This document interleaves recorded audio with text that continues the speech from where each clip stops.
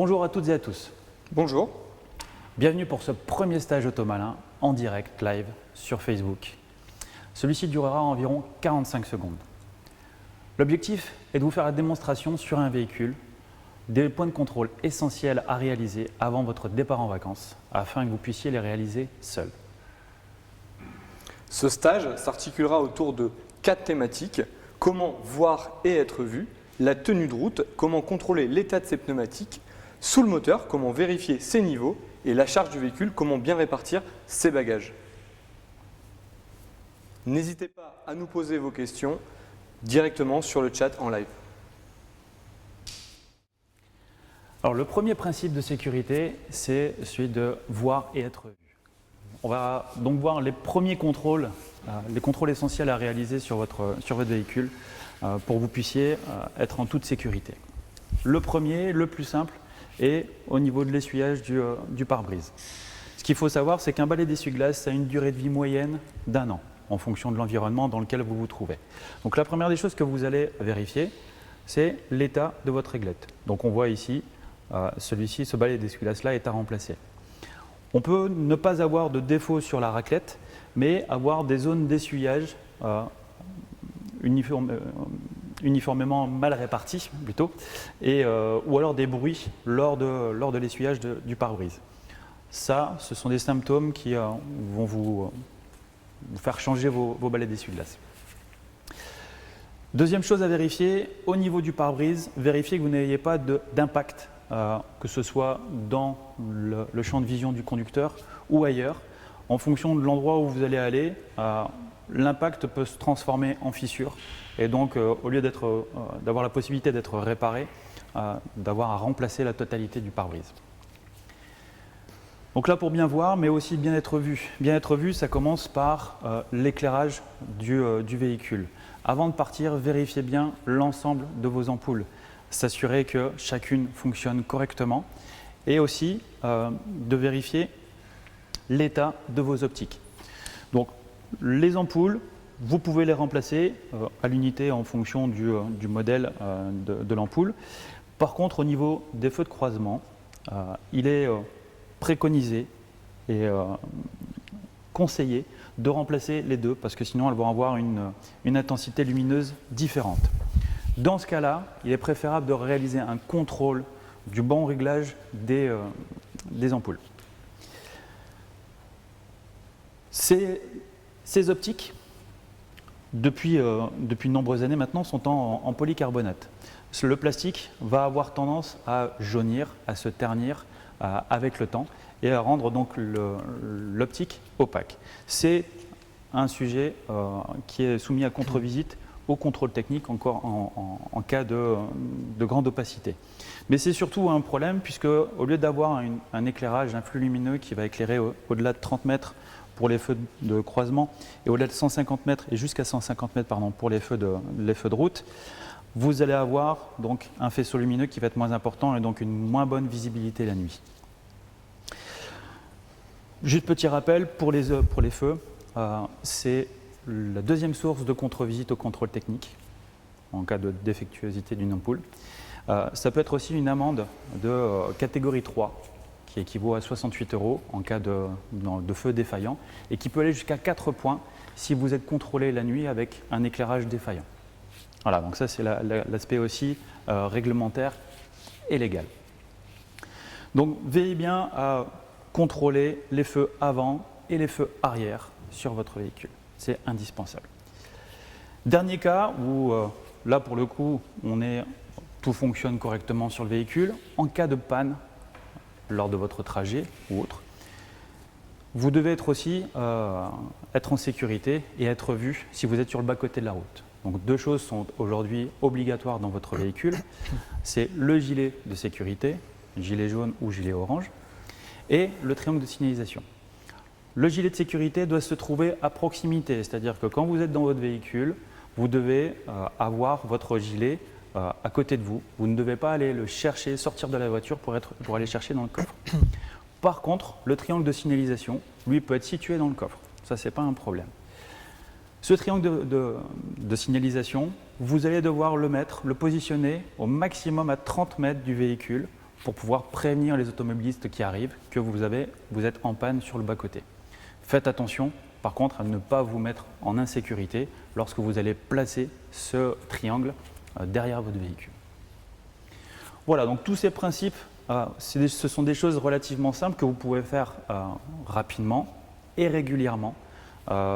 N'attendez pas qu'on vous fasse des appels de phare. Bon, c'est la première des choses où on va nous signaler un problème sur le véhicule. Mais faites un tour régulièrement autour de votre voiture pour vous assurer.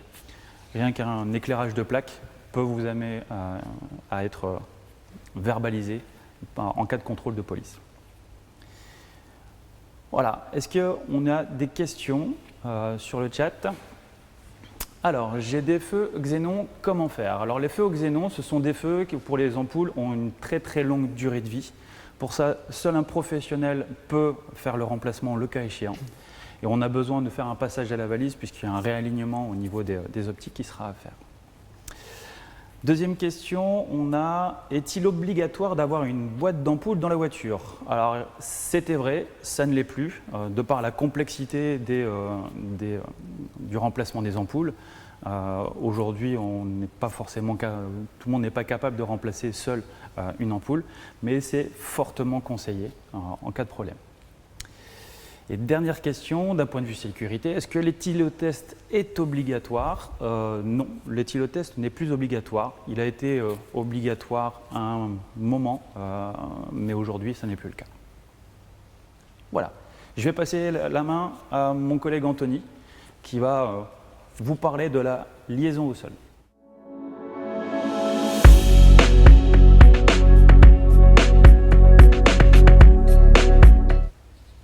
On va vous parler maintenant du pneumatique et celui-ci doit avoir toute notre attention puisque c'est le seul point de liaison qu'on va avoir entre la route et le véhicule. Pour schématiser, cette surface de contact est l'équivalence d'une carte postale, donc elle est vraiment très faible.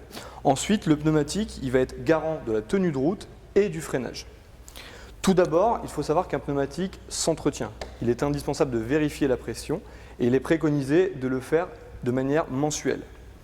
Donc pour ce faire, chaque véhicule a ses propres pressions qui vont être à contrôler à différents endroits. Pour la plupart, l'information va se retrouver dans le montant de porte que l'on va retrouver ici. Vous allez systématiquement avoir deux possibilités en fonction de la charge de votre véhicule. Donc si c'est pour un départ en vacances ou si c'est pour des longs trajets que vous voyagez avec des bagages, avec la famille, etc., il va falloir basculer sur une pression avec charge. Cette information est également à retrouver dans la trappe à carburant si elle n'est pas présente ici. Vous pouvez également la retrouver dans votre manuel de bord ou vous rapprocher d'un centre Neuroto pour en connaître la pression. Passons maintenant à l'usure des pneumatiques.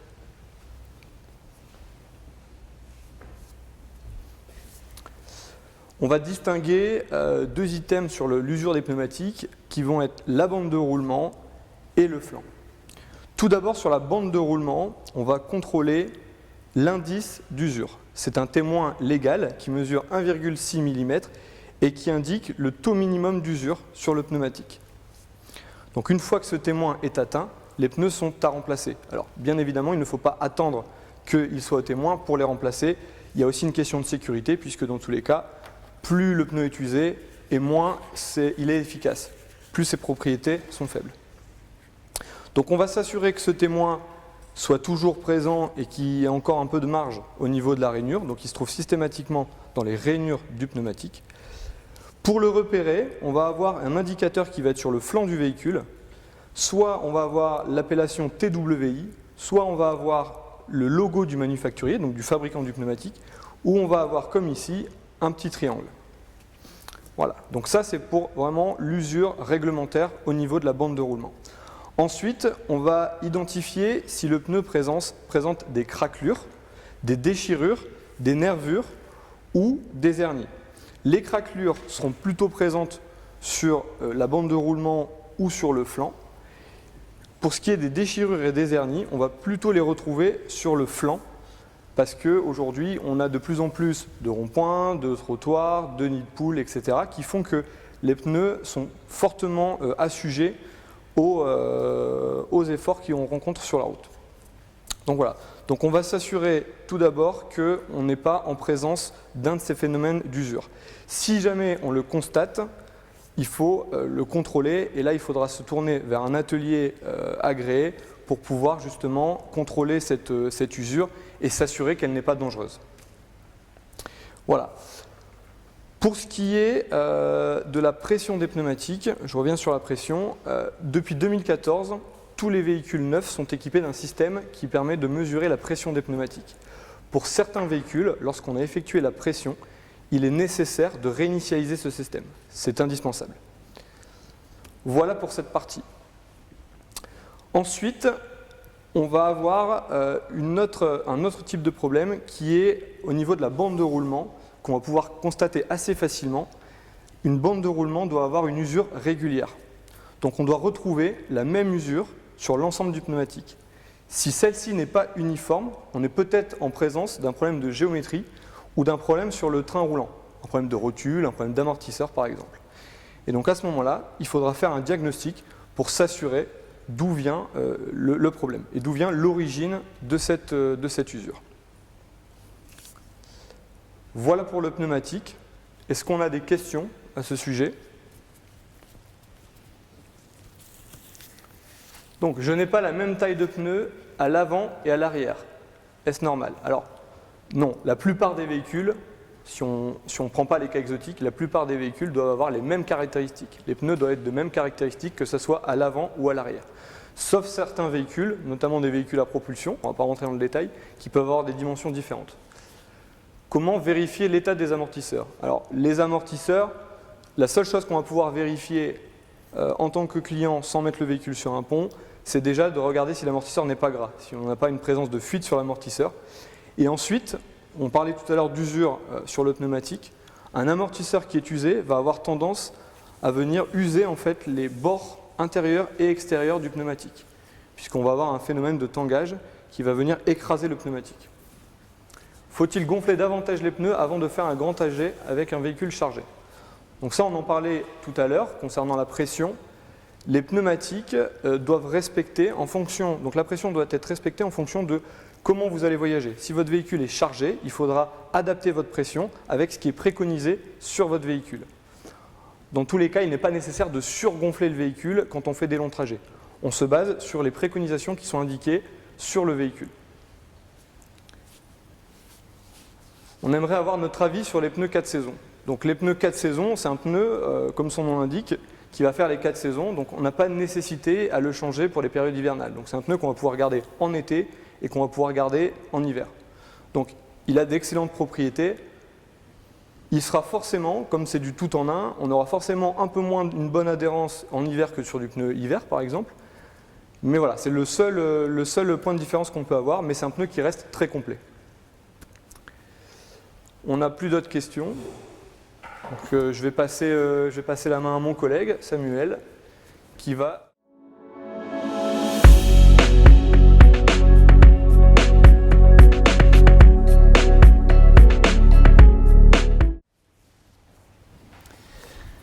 Maintenant qu'on a vérifié l'état de tout ce qui est visibilité du véhicule, on a vérifié le lien le plus important du véhicule avec la route, on va maintenant contrôler, ouvrir le capot et contrôler l'ensemble des niveaux dans le compartiment moteur. Alors on retrouve différentes choses. On va avoir le liquide de refroidissement qui se trouve ici, le liquide lave-glace, le bouchon de remplissage d'huile, la jauge d'huile et le liquide de frein. Sur d'autres véhicules, on va avoir un autre élément, un autre liquide à contrôler, c'est le liquide de direction assistée, qu'on ne retrouve pas sur ce véhicule-là, puisque c'est un véhicule avec une direction assistée électrique. Alors la première des choses à vérifier, et le plus couramment, c'est le niveau d'huile. Alors, vous avez ici le logo, ça c'est pour le remplissage, donc si vous avez une mise à niveau à faire, vous le remplissez par ici. Donc c'est toujours le même logo qui se trouve sur le bouchon, et on va aller contrôler le niveau d'huile. Alors l'huile déjà, à quoi ça vous sert? C'est ce qui va vous permettre, durant un certain laps de temps, donc en général 20 000 km, qui est la durée moyenne entre les deux entretiens, entre deux vidanges, vous allez devoir contrôler le niveau d'huile. Donc vous tirez sur la jauge, vous prenez un chiffon, vous essuyez une première fois la jauge et vous recontrôlez une deuxième fois. Et là, vous avez donc sur votre jauge, on a le maxi qui se trouve ici et le mini qui se trouve là. Entre les deux, on a en moyenne 1 litre d'huile. Donc si vous êtes au mini, n'ajoutez pas trop d'huile, allez-y petit à petit, de façon à ne jamais dépasser le maxi. Si vous dépassez le maxi, vous risquez une casse moteur. Il faut toujours avoir soit entre 2 mm en dessous du maxi, soit aux 2/3 de la jauge pour les véhicules équipés d'un filtre à particules. Tant que votre niveau d'huile se trouve entre le mini et maxi, le moteur ne risque rien. C'est si on en a trop ou pas assez, là, ça va poser problème. Donc là, vérifiez bien votre huile. La couleur noire de l'huile ne veut pas dire qu'elle est en bon ou mauvais état. Sur un véhicule diesel, on va avoir de l'huile qui va être constamment noire. Sur un véhicule essence, on aura une huile qui sera beaucoup plus propre. Pourquoi remplacer une huile? Donc à un moment donné, on va avoir un entretien réalisé. Si vous avez un entretien à faire avant votre départ en vacances, préférez le faire avant, plutôt que d'attendre le retour, pour avoir une bonne lubrification du moteur. L'objectif, le rôle de l'huile, c'est bien d'assurer un film d'huile entre toutes les parties mécaniques et donc éviter son usure prématurée. Le contrôle du niveau d'huile doit se faire sur un sol à plat, ni véhicule penché vers l'arrière ou ni en pente vers l'avant, de façon à avoir une idée du niveau la plus fiable possible. Vérifiez aussi l'huile quand le moteur est froid. Le matin, une fois que le véhicule a posé toute la nuit, vous contrôlez votre niveau, c'est le moment où il sera le plus juste. Donc ça, faites-le régulièrement. Un moteur a plutôt tendance à toujours consommer un peu d'huile. Certains moteurs sont un peu plus gourmands que d'autres. Il y en a pour lesquels vous allez devoir peut-être faire un contrôle ou un complément d'huile au bout de 5000 km. D'autres, tous les 2-3000 km, vous aurez besoin de faire quelque chose. Ça dépendra aussi de la vétusté du moteur, de son kilométrage ou pas. Deuxième élément important au niveau du moteur, c'est le liquide de refroidissement. Donc le rôle de liquide de refroidissement, c'est de circuler autour du moteur pour le maintenir à une température. Et on va avoir le liquide qui va circuler dans le radiateur qui est en façade. Ce liquide de refroidissement, aujourd'hui, la périodicité correspond à celle du remplacement de la courroie de distribution. Donc c'est pour ça qu'on parle majoritairement d'un liquide de refroidissement qui va être à vie sur la voiture. Donc quand on dit à vie, ça peut être 240 000 km ou 10 ans par exemple sur un moteur PSA, un litre 4 HDI. Sur d'autres véhicules, si on prend un Renault, on sera plutôt à 120 000 km ou tous les 6 ans. Donc ça, rapprochez-vous d'un professionnel pour connaître la périodicité de votre courroie de distribution, élément extrêmement important aussi à vérifier avant votre départ en vacances.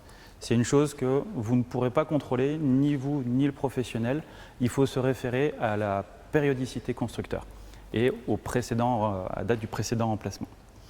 Donc si on revient sur le liquide de refroidissement, faites attention parce que ça, faut vraiment le contrôler à froid. C'est un élément qui est sous pression et qui monte à un peu plus de 90 degrés de température. Donc faites-le bien à froid. Vous allez donc ouvrir votre bouchon, tout simplement. Parfois, vous allez entendre un petit pit, c'est normal, c'est le système qui est sous pression. Sur le corps du bocal, on voit ici, vous avez une petite flèche qui correspond généralement à la soudure du bocal, où on va retrouver notre niveau maxi. Il est extrêmement important que vous ayez toujours ce bocal entre le mini et le maxi. Si vous voyez qu'à un moment donné, le niveau descend un peu trop, de manière un peu trop importante, c'est que vous avez soit une fuite sur le circuit, soit une consommation de liquide de refroidissement. Là, dans ces cas-là, il faut se rapprocher d'un professionnel pour qu'il puisse identifier l'origine de la perte. Sinon, le liquide va naturellement baisser un petit peu, ça s'évapore avec la chaleur. Donc cette mise à niveau doit se faire peut-être 1 à 2 fois par an en fonction des voitures. À vérifier de toute façon régulièrement aussi. Juste à jeter un petit coup d'œil lorsque le véhicule est à froid. Veillez bien à refermer correctement chacun des bouchons. Troisième liquide à vérifier, qui a un impact aussi sur la sécurité, c'est le liquide de lave-glace. Le liquide de lave-glace, quand on a le pare-brise qui est recouvert de moustiques en cas de départ en vacances, de moustiques ou autres insectes, le liquide de lave-glace est extrêmement important. Ce qu'il y a, c'est qu'il ne fera pas tout. Attention à ne pas croire que le liquide lave-glace vous enlèvera chacun des insectes collés. Si vous ne nettoyez pas à la main votre pare-brise, vous risquez en plus d'endommager vos essuie-glaces. Quatrième liquide, et lui il va être extrêmement important pour votre sécurité, c'est le liquide de frein. Donc le liquide de frein, on va toujours retrouver ce logo dessus. Donc la seule chose que vous pouvez faire dessus, c'est contrôler son niveau, et uniquement le niveau. On va retrouver, alors il n'est pas toujours très accessible, là ici on a sur le côté, on retrouve sur le côté le niveau maxi à respecter. En aucun cas, vous ne devez rajouter du liquide de frein. Si le niveau de liquide de frein n'est pas bon, il est fortement conseillé de faire contrôler le véhicule. Ça ne veut pas dire qu'il y a un problème. Une baisse de liquide de frein peut avoir deux raisons. Soit une fuite, où là, vous devriez commencer à le sentir dans la pédale de frein, où ça va être un peu moins efficace. Et la deuxième, c'est une usure prononcée de l'ensemble des disques et plaquettes avant et ou arrière. Dans ce cas-là, le niveau va baisser naturellement et le niveau de liquide de lave-glace va devenir un indicateur d'usure. Donc, ne mettez jamais de liquide de frein parce que ça peut être trompeur lors d'un entretien ou d'un diagnostic ou même lorsqu'on va à un moment donné remplacer les disques et plaquettes. Dans l'opération, le niveau va remonter et le bocal va déborder.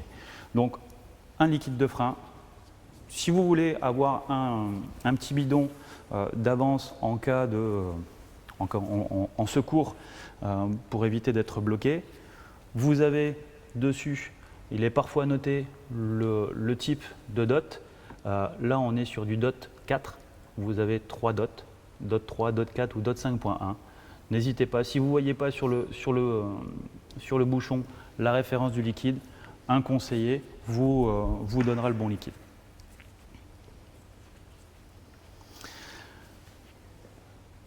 L'autre niveau dont je vous parlais, au niveau de la direction assistée, ce niveau doit juste être contrôlé. Il n'y a aucune raison de devoir rajouter du liquide de direction assistée, sauf s'il y a un problème sur le véhicule.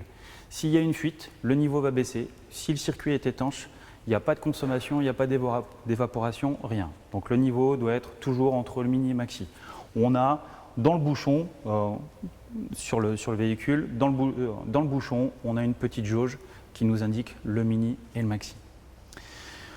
On va parler de deux autres liquides qui vont parler à certains et pas à d'autres. Le premier, ça va être l'AD-Blue. L'AD-Blue, c'est un liquide qui va permettre la dépollution de certaines particules dans les gaz d'échappement.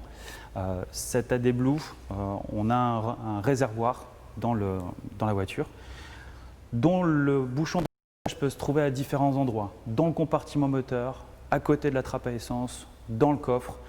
Ça, il faut se référer au document du constructeur pour dire de trouver l'endroit. C'est une opération qui peut être réalisée par un particulier sans aucun problème. Mais si vous voulez avoir une prestation faite dans les règles de l'art et de manière assez simple, n'hésitez pas à vous rapprocher d'un centre Neuroauto. Mes collègues vous accueilleront avec plaisir. Dernier élément, par rapport à cet AD-Blue, vous n'avez pas d'indicateur, il n'y a pas de jauge. Vous allez juste avoir une alerte qui va vous être donnée à 2000 km. 2000 km, ça correspond à la quantité d'AD-Blue restante dans le réservoir. Si vous ne respectez pas cette première alerte, vous en allez avoir deux autres, jusqu'à ce que, si vous ne respectez pas, si vous ne faites pas le remplissage, le moteur puisse être coupé et vous n'arriviez plus à démarrer. Dernière chose, toujours au niveau de la dépollution, c'est ce qu'on appelle la sérine. C'est un additif qui est propre à PSA, donc Peugeot, Citroën et tous les véhicules qui possèdent ce moteur. C'est un complément qu'on va avoir qui va être injecté dans le réservoir et qui va permettre l'auto-nettoyage du filtre à particules. Donc ça, ce produit ne se vérifie que lors des entretiens et ne se remplace, puisque parfois c'est une poche où le réservoir ne se remplit, que lorsque c'est nécessaire. Donc ça, c'est une opération aussi que vous, en tant que particulier, par contre, vous ne pouvez pas réaliser seul, puisqu'on a aussi un passage sur la balise diagnostique à réaliser. Voilà pour l'ensemble des liquides. Donc faites attention, vérifiez bien lorsque vous faites un contrôle, ou lorsque vous faites un niveau, à bien revérifier que chacun des éléments est bien repositionné, bien fermé. Il arrive fréquemment, malheureusement, que le bouchon soit mal remis et on va avoir de l'huile qui va sortir du moteur. Ça, c'est des petites erreurs d'inattention qui peuvent arriver, sans trop de gravité, mais avec beaucoup de désagréments. Voilà, c'est fini pour les niveaux moteurs. Est-ce qu'on a des questions? Alors, les couleurs de liquide de refroidissement changent-elles quelque chose? Alors, chaque constructeur, pour chaque liquide dans le moteur, a ses propres normes. Alors, on a des liquides qui vont être différents. On va avoir du vert, on va avoir du bleu, du jaune, du rose. Il est préférable de respecter les préconisations en termes de couleur. Ça facilite pour chaque client le choix de son liquide de refroidissement. Si on était sur les normes, on aurait un rayon de liquide de refroidissement très important. Là, un liquide de refroidissement rose correspondra à tous les véhicules du groupe Volkswagen. Le jaune, ce sera plutôt Renault, Mercedes. Le vert, plutôt PSA, du Ford et les autres. Fiez-vous, quand vous avez besoin d'un niveau à faire, fiez-vous à la couleur que vous retrouvez dans votre véhicule afin de pouvoir aller récupérer un bidon. Peut-on mettre n'importe quel liquide lave-glace? Ça dépendra effectivement de vos goûts, puisque ce qui va faire la différence entre un liquide lave-glace, entre les différents lave-glace été, ce sera l'odeur, le parfum que vous allez avoir à l'intérieur. Sinon, il existe effectivement du liquide de lave-glace été et du liquide lave-glace hiver. La différence entre les deux, c'est qu'on va retrouver de l'antigel dans le lave-glace hiver afin d'éviter d'avoir des problèmes en cas de très faible température. Est-ce que Noroto propose ces contrôles sans rendez-vous? Alors sans rendez-vous, oui. Si vous avez un créneau horaire assez précis, il est préférable de prendre rendez-vous. Mais ce genre de choses peut se faire assez rapidement. Et lorsque vous réalisez un entretien chez Noroto, notamment ma révision, vous avez, sachez-le, 3 remises à niveau d'huile gratuites où vous venez, on contrôle votre niveau d'huile. S'il y a besoin, on vous fait un appoint. Si vous n'avez pas besoin, on fait comme si vous n'étiez pas passé et vous conservez vos 3 remises à niveau. Voilà, c'est terminé pour moi pour le compartiment moteur. Donc tous ces éléments, je vous dis, c'est important. Être vigilant sur l'entretien tous les ans, parce que la durée de vie moyenne, enfin l'entretien moyen, c'est 1 fois par an. Vous avez un indicateur sur votre tableau de bord qui vous signale la prochaine périodicité. Au niveau du compartiment moteur, tous les contrôles que vous pouvez faire là sont terminés. On va faire une petite parenthèse sur la climatisation, puisque l'ensemble du système de climatisation se trouve dans le moteur. La climatisation, ça s'utilise toute l'année. Ça s'utilise en hiver, ça s'utilise en été. Ça n'a pas le même objectif. En été, c'est d'avoir une température intérieure correcte afin que se passe correctement. Et l'hiver, ça aura un intérêt quant au désembuage du pare-brise.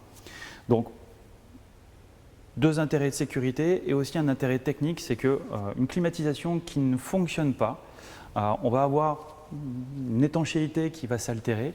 Et lorsqu'on va retrouver des fortes températures, on va avoir besoin de notre climatisation, on va la mettre en route et c'est à ce moment-là qu'on va retrouver des problèmes puisqu'on va avoir des fuites. Donc si on a des fuites, on n'a plus de fluide dans le circuit. Si on n'a plus de fluide, la clim ne fonctionne plus.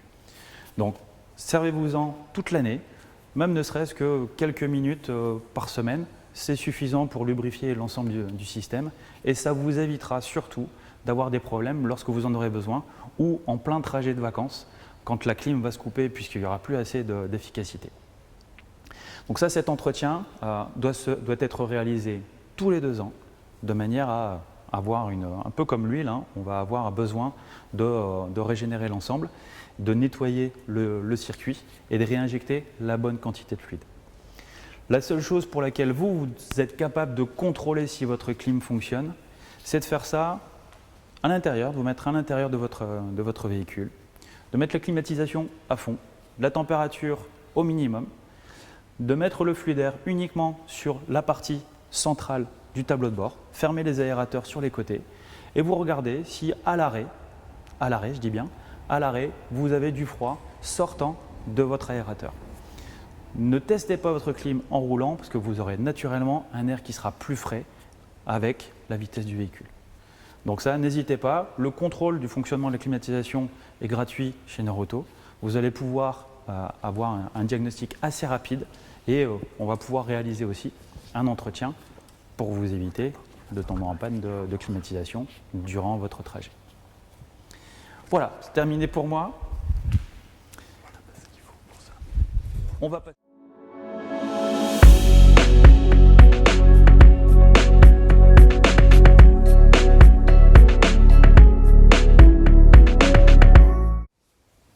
On va maintenant revenir sur le véhicule et l'habitacle avec tout ce qui va être charge et répartition des bagages.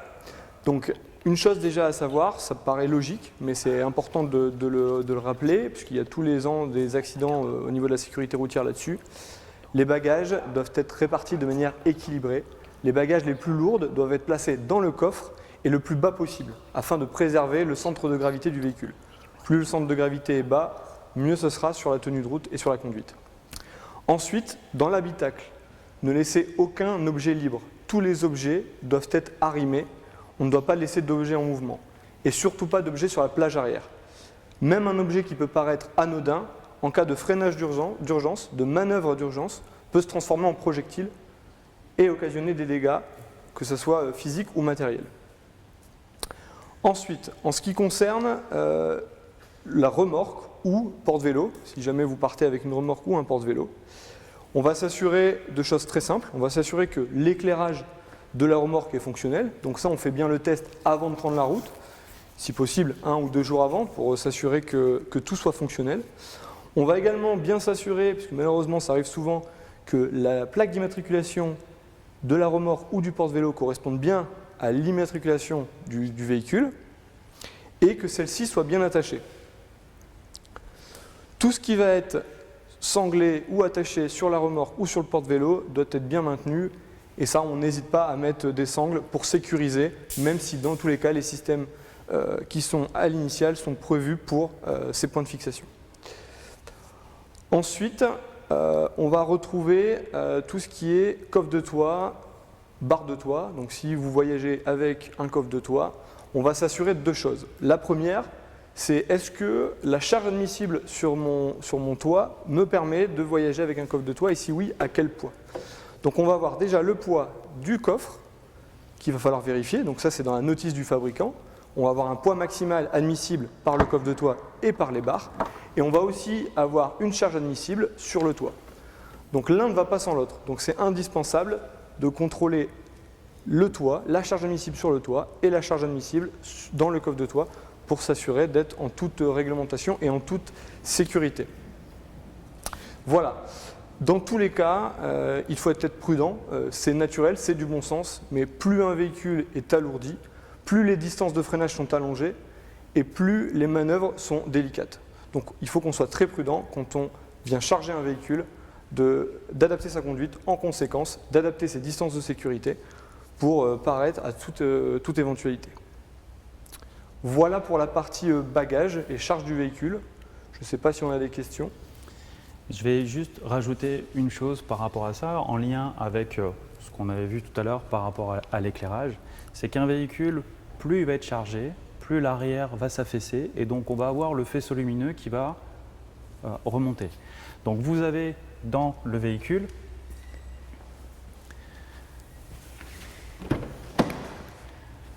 un endroit ici où vous avez une petite molette avec 4 chiffres.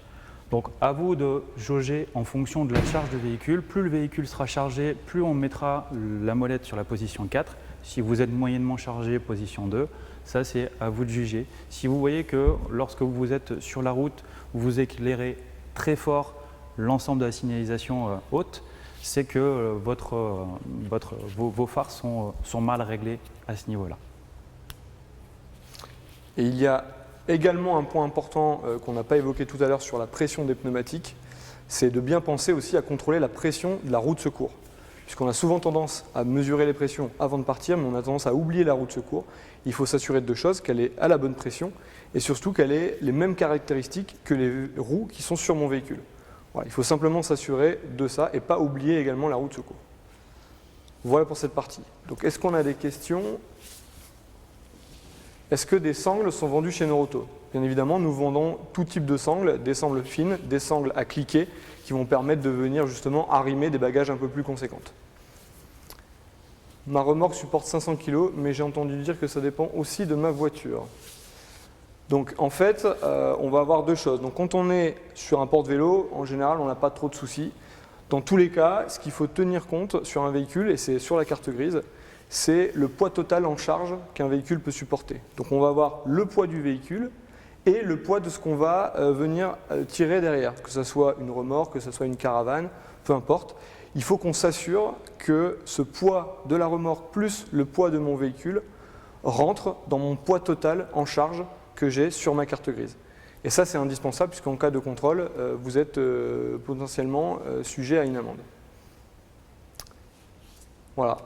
C'est tout pour les questions. Dernière chose qu'on pourrait rajouter, c'est Anthony parlait de la pression de la roue de secours. Il y a certains véhicules qui ne sont pas équipés de roue de secours et pour lesquels sont équipés d'un mini compresseur et d'un produit qui va permettre un produit auto-réparant, l'équivalent d'une bombe anti-crevaison. Mais ce produit, ce qu'il faut faire attention, c'est qu'il a une date de péremption. Et que si le véhicule a 5-6 ans et qu'on n'ait jamais vérifié ça, je vous conseille vivement de le faire parce que l'efficacité du produit va être fortement altérée si il est hors cas d'utilisation.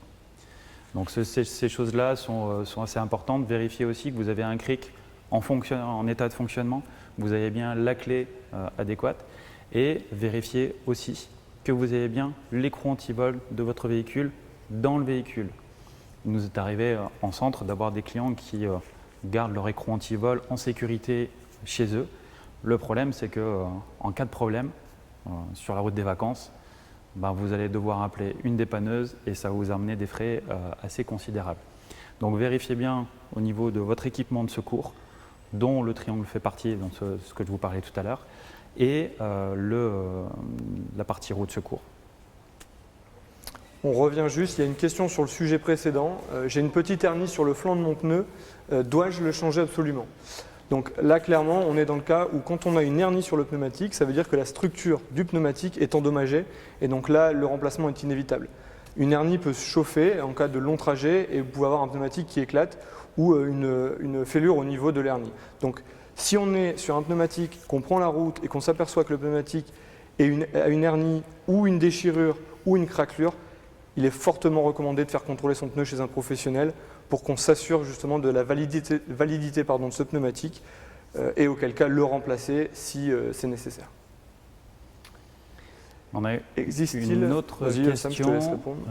Existe-t-il des liquides pour nettoyer des FAP Renault ? Alors, on parlait tout à l'heure de la sérine qui est un liquide propre à PSA.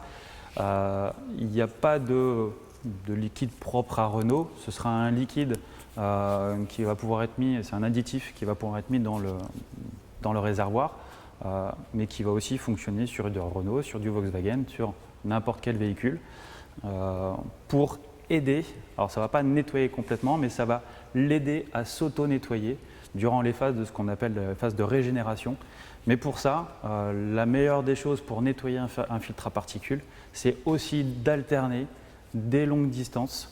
Un véhicule qui est équipé d'un filtre à particules et qui va ne faire que de la ville, à un moment, on va être confronté à un filtre à particules qui va être complètement colmaté et son remplacement sera inévitable.